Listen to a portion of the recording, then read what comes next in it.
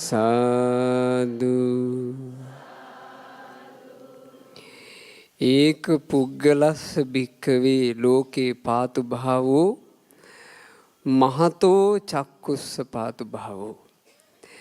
බුදුරජාණන් වහන්සේ විසින්ම දේශනා කළා මහණෙනි මේ ලෝකයට එකම එක පුද්ගලයෙකුගේ පහළවීම මහා ඇසක පහළවීමයි.